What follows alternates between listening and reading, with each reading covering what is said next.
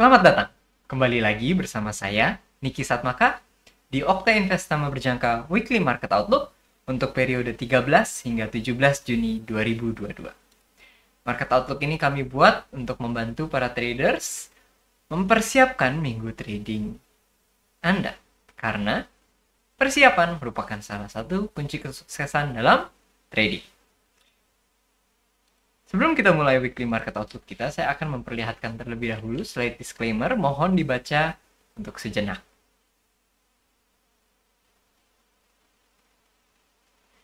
Oke, baiklah, saya harap Anda telah membacanya.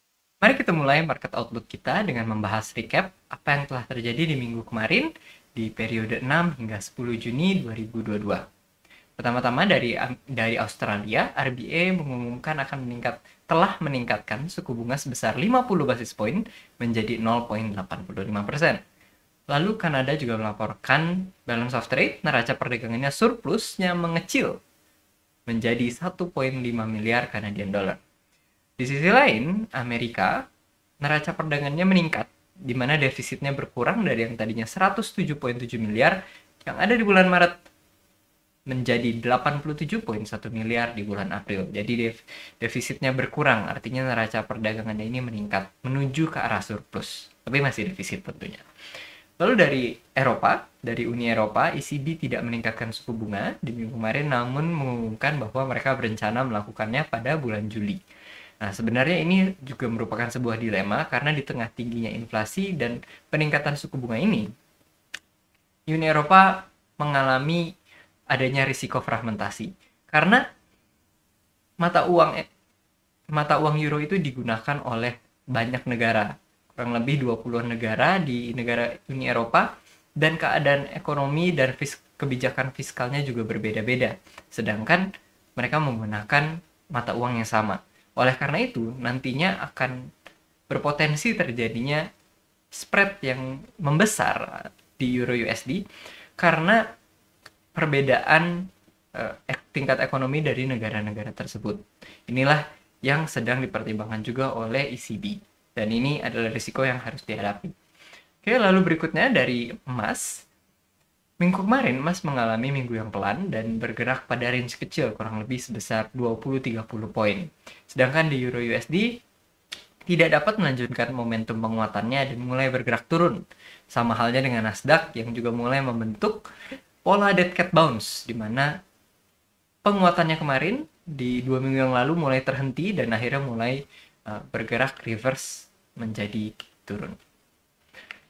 Berikutnya kita akan masuk ke jadwal berita-berita terjadwal di minggu ini.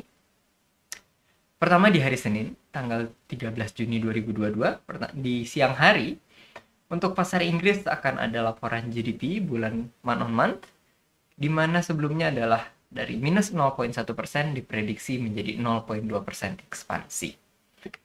Berikutnya di hari Selasa, pada pukul 1 siang akan ada laporan consumer price dari Jerman. Oke, ini prediksinya akan menurun dari 8,7% ke 7,8%.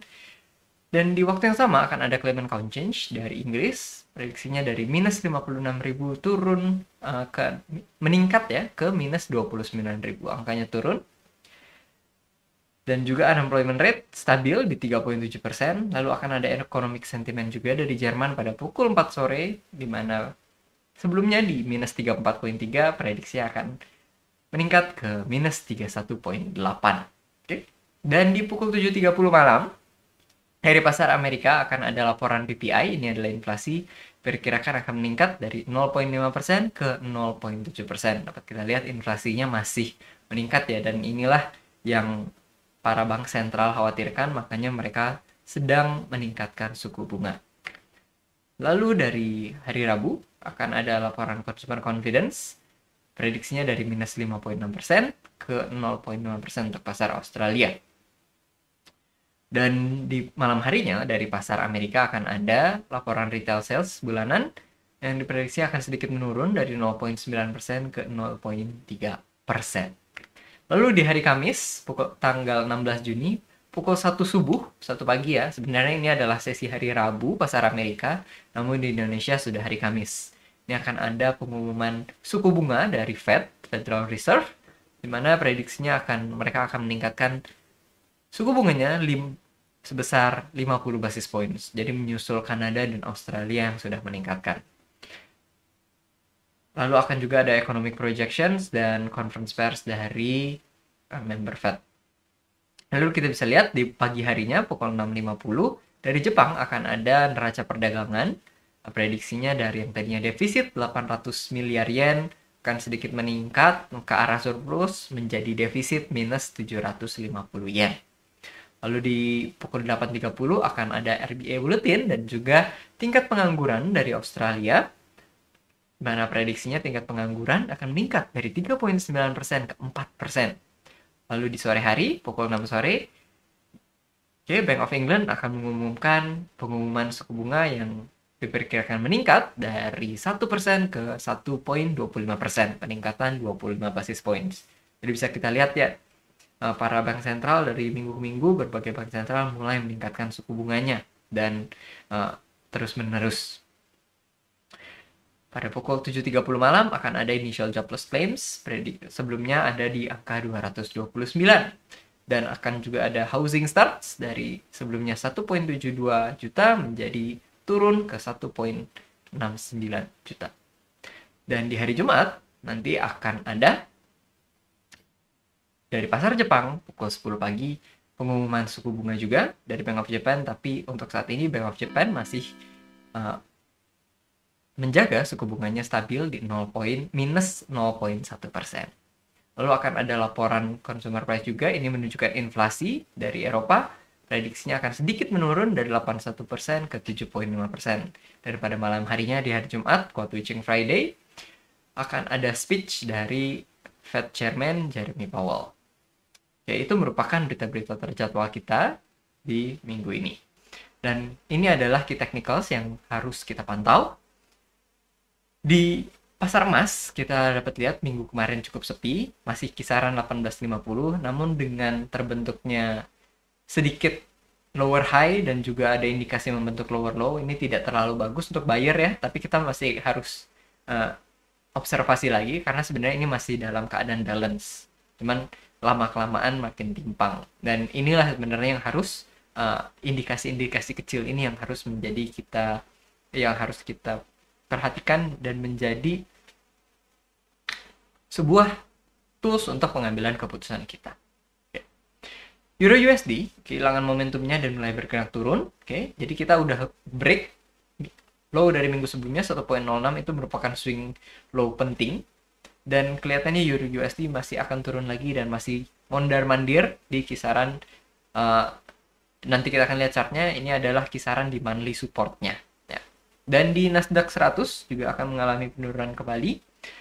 Karena kita sudah mulai kehilangan momentumnya dan mulai membentuk dead cat bounce juga. Dan area 11.500 monthly low ini jadi level penting. Ini adalah low bulan Mei. Dan kalau kita menembus area low tersebut, berarti kita akan melanjutkan downtrendnya. Nah, mari kita lihat chartnya. Pertama-tama kita akan lihat dari emas dulu ya. Nah, kita lihat dari emas dulu. Ini apa yang terjadi? Kita bergerak di range yang kurang lebih kisaran adalah 20-30 pip. Dan ini tanda yang tidak terlalu bagus sebenarnya untuk buyer, karena kita tidak ada usaha untuk membuat higher high. Nah, kita malah membuat lower high. Dan ada sedikit lower low, meskipun akhirnya di reject dan berusaha naik. Nah, ini yang harus kita perhatikan nantinya. Tetap premis kita masih sama. Kita dalam keadaan balance. Jika kita masih bisa bertahan di 1850 dan berusaha naik, ini adalah indikasi bagus buat kita nanti bisa ke 1900. Jadi seenggaknya kita harus bertahan di area ini. Nah, ini adalah sebuah indikasi yang tidak terlalu bagus, tapi masih ada harapan. Karena di sini ada rejection dari buyer. Tinggal kita bisa lihat nantinya apakah rejection ini kuat setidaknya membawa harga kembali lagi ke atas 1850. Lalu berikutnya kita lihat dari Euro USD. Euro USD yang tadinya sudah mulai naik ya. Kita lihat dia mulai kehilangan momentumnya, di mana minggu kemarin turun cukup jauh. Dan di sini bisa kita lihat bahwa sebenarnya memang kita masih dalam area monthly support. Oke, karena kita masih dalam area monthly support. Dan bila kita lihat, ini di tahun 2016-2017 pun, kita mengalami sideways ranging kurang lebih selama 3-4 bulan di area tersebut. Jadi kita bisa expect, kita mungkin akan terjadi hal yang sama, hal yang serupa. Dan area 1.03 ini, oke, ini adalah low bulan kemarin, low bulan Mei, dan juga area 1.03 yang juga merupakan area low di tahun 2017, ini akan menjadi area penting. Jika area ini dilampaui dan candle monthly berhasil closing, itu merupakan tanda yang tidak bagus. Tapi selama candle monthly-nya belum closing dan di sana ada rejection, itu justru menjadi indikasi di mana buyer masih bertahan di area tersebut dan nantinya bisa spring back kembali untuk naik. Dari Nasdaq, oke, ini adalah tanda sebuah dead cat bounce mirip dengan euro tadi, di mana kita mengalami peningkatan, tapi sebenarnya peningkatannya hanya sementara, kita kehilangan momentum dan mulai turun kembali. Nah, bila kita lihat area low di bulan Mei kemarin menjadi penting, area 11.500, ini 11.470 ya, 11.470 ya, area 11.500 ini menjadi penting. Bila low bulan kemarin ditembus, oke, berarti kita akan mengalami 1, 2, dan bulan ketiga 3 bulan berturut-turut merah. Nah, jika itu terjadi, maka support berikutnya kita akan ada di area 11.000 dan berikutnya lagi di area 9.800. Oke. Jadi kita kurang lebih ada jarak sekitar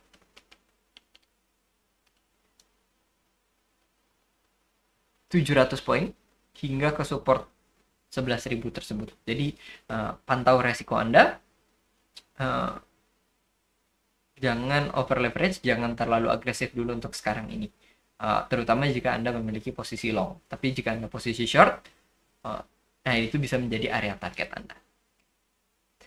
Oke, itulah merupakan weekly market outlook kita di minggu ini untuk periode 13 hingga 17 Juni 2022.